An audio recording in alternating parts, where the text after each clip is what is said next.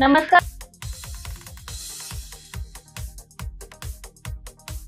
सुरगाणातील पाळशेत येथे खैर लाकडासह पिकअप जप्त. सुरगाणा तालुक्यातील बारे वन परिक्षेत्र अधिकाऱ्यांना मिळालेल्या माहितीनुसार त्यांनी पाळशेत जवळ सापळा रचला असता रविवारी पहाटे 3च्या सुमारास वन क्षेत्रात काही अज्ञात व्यक्ती अवैधरित्या खैर वृक्षाची तोड करून ती लाकडे पिकअपमध्ये भरत असल्याचे दिसून आले. त्यानुसार वन कर्मचारी यांनी वाहनाजवळ जात असता वन कर्मचारी जवळ येत असल्याचे पाहून वाहन चालक व त्याचे साथीदार अंधाराचा फायदा घेऊन पसार झाले. पिकअपची तपासणी केली असता त्यात खैर प्रजातीचे 27 नग दिसून आले. यामुळे हे वाहन तपासणीसाठी जप्त करण्यात आले. पिकअपमध्ये 27 घनमीटर खैर लाकूड आढळले. पिकअपसह त्याची किंमत अंदाजे 5 लाख रुपये आहे.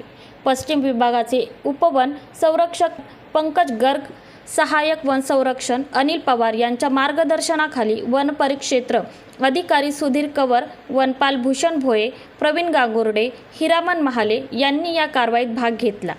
येस मराठीसाठी लक्ष्मण बागुल, बोरगाव.